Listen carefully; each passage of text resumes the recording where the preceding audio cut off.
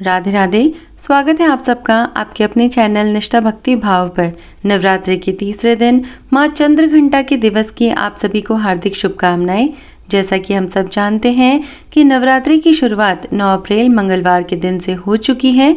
माना गया है कि यदि नवरात्रि में सच्चे मन से माता रानी की आराधना की जाए तो इससे जीवन में विशेष लाभ देखने को मिल सकता है। ऐसे में आइए जानते हैं माँ दुर्गा के स्वरूप माने गए माता चंद्रघंटा को किस प्रकार से प्रसन्न किया जा सकता है। उससे पहले यदि आप हमारे चैनल पर नए हैं तो चैनल को सब्सक्राइब करिए और अगर आज का ये वीडियो आपको पसंद आता है तो वीडियो को लाइक और शेयर भी जरूर करिएगा। जैसा कि हम सब जानते हैं चैत्र नवरात्रि की 9 दिनों की अवधि में माँ दुर्गा के 9 अलग अलग स्वरूपों की पूजा अर्चना की जाती है। ऐसा माना जाता है कि चैत्र माह की शुक्ल पक्ष की प्रतिपदा तिथि पर ही आदि शक्ति अपने 9 रूपों में प्रकट हुई थी। ऐसे में नवरात्रि के तीसरे दिन माँ चंद्रघंटा की पूजा का विधान है।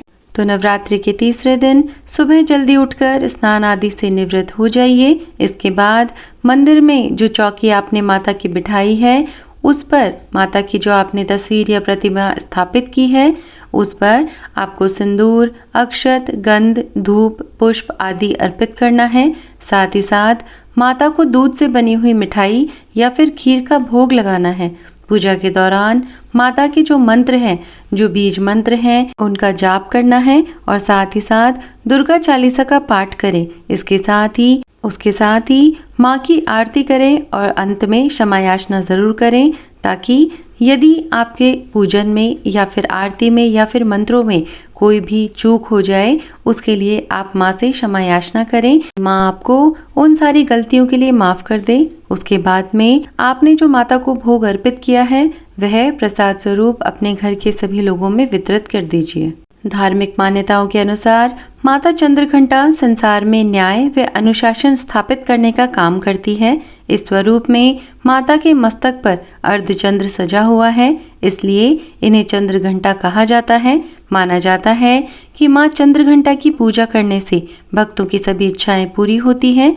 इसके साथ ही माँ चंद्रघंटा की कृपा से ऐश्वर्य और समृद्धि के साथ सुखी दाम्पत्य जीवन की भी प्राप्ति होती है। जिस भी जातक के विवाह में दिक्कतें आ रही है उसे माँ चंद्रघंटा की पूजा अवश्य करनी चाहिए। इससे आपके विवाह में आ रही कोई भी बाधाएं दूर हो जाती हैं। नवरात्रि की उपासना में तीसरे दिन की पूजा का अत्यधिक महत्व है। इस दिन माता चंद्रघंटा के विग्रह का पूजन आराधना किया जाता है। इस दिन साधक का मन मणिपुर चक्र में प्रविष्ट होता है। लोक वेद के अनुसार माँ चंद्रघंटा की कृपा से अलौकिक वस्तुओं के दर्शन होते हैं, दिव्य सुगंधियों का अनुभव होता है तथा विविध प्रकार की दिव्य ध्वनियाँ सुनाई देती है। ये क्षण साधक के लिए अत्यंत सावधान रहने के योग्य होते हैं।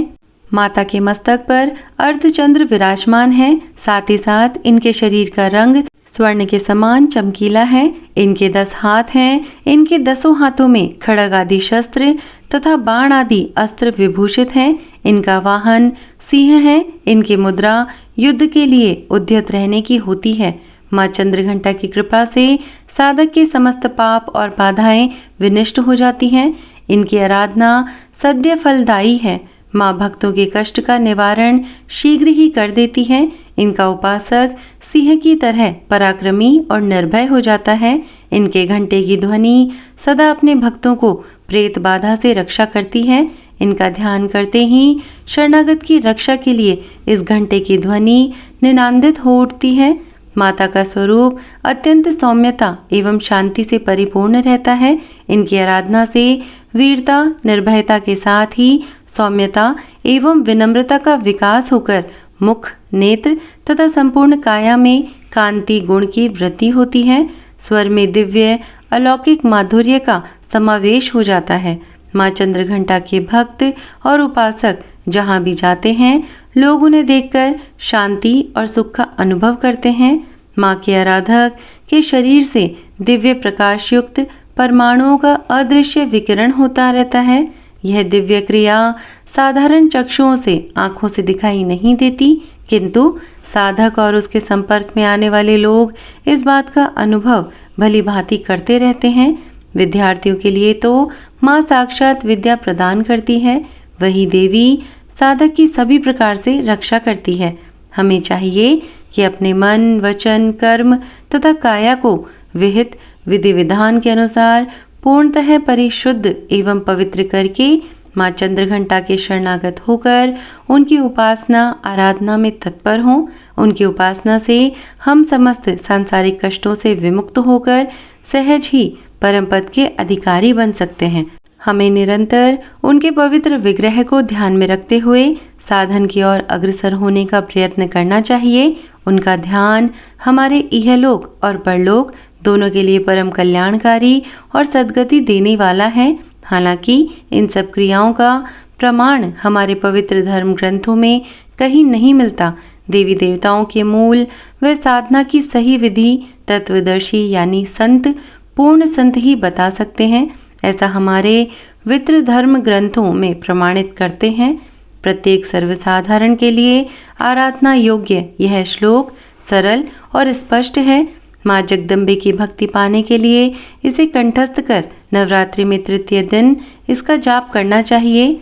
माँ चंद्रघंटा को नारंगी रंग प्रिय है, जो कि थोड़ा थोड़ा स्वर्ण के समान प्रतीत होता है। भक्त को जहाँ तक संभव हो पूजन के समय सूर्य की आभा के समान रंग के वस्त्र धारण करने चाहिए। माता की उपासना के लिए इस मंत्र का प्रयोग करिए।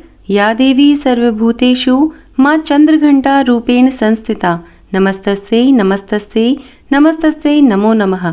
इसका अर्थ है, हे माँ सर्वत्र विराजमान और चंद्रघंटा के रूप में प्रसिद्ध अम्बे, आपको मेरा बार बार प्रणाम है या मैं आपको बारंबार प्रणाम करता हूँ। हे माँ मुझे सब पापों से मुक्ति प्रदान करें। इस दिन सांवली रंग की ऐसी विवाहित महिला जिसके चेहरे पर तेज हो उसको बुलाकर उसका पूजन करना चाहिए। भोजन में दही और हलवा खिलाएं। भेंट में कलश और मंदिर की घंटी भेंट करनी चाहिए। इसी सब जानकारी के साथ ही चलिए सुनते हैं माँ चंद्रघंटा के व्रत की कथा। चिरकाल में महिषासुर नामक असुर का आतंक बढ़ गया था। उसके आतंक से तीनों लोकों में हाहाकार मच गया था।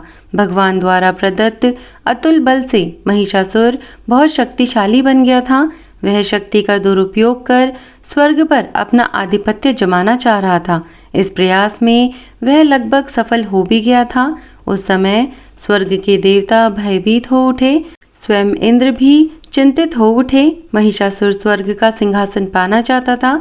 उस समय सभी देवता ब्रह्मा जी के पास गए और उनसे सहायता मांगी। ब्रह्मा जी बोले, वर्तमान समय में तो महिषासुर को परास्त करना आसान नहीं है। इसके लिए हम सभी को महादेव की शरण में जाना पड़ेगा। उस समय सभी देवता सबसे पहले जगत के पालनहार भगवान विष्णु के पास गए और उनसे सहमति लेकर सभी महादेव के पास कैलाश पहुँचे। स्वर्ग नरेश इंद्र ने आप बीती महादेव को सुनाई। स्वर्ग नरेश इंद्र की बात सुनकर महादेव क्रोधित होकर बोले, महिषासुर अपने बल का गलत तरीके से प्रयोग कर रहा है, इसके लिए उसे अवश्य दंड मिलेगा। उस समय भगवान विष्णु और ब्रह्मा जी भी क्रोधित हो उठे और उनके क्रोध से एक तेज प्रकट हुआ। यह तेज यानी ऊर्जा उनके मुख से प्रकट हुई।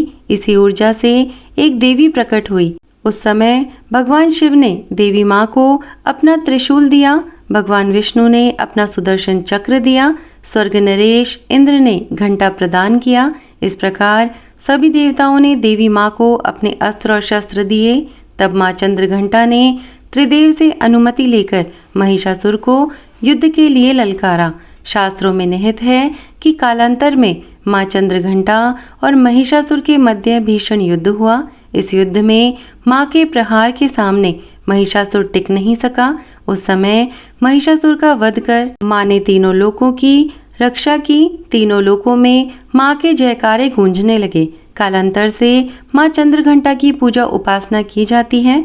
माँ अपने भक्तों के सभी दुख हर लेती है, साथ ही साथ सुख, समृद्धि और शांति प्रदान करती है। अतः साधक श्रद्धा भाव से नवरात्रि के तीसरे दिन माँ चंद्रघंटा की उपासना अवश्य करें। तो यह थी संपूर्ण जानकारी नवरात्रि के तीसरे दिन की। उम्मीद करती हूँ कि आपको ये जानकारी पसंद आई होगी। वीडियो अच्छा लगा हो तो लाइक और शेयर करिएगा और अगर आप हमारे चैनल पर नए हैं और अभी तक चैनल को सब्सक्राइब नहीं किया है तो चैनल को सब्सक्राइब भी करिएगा। मैं मिलती हूँ आपसे अगले वीडियो के साथ में, तब तक के लिए धन्यवाद। राधे राधे।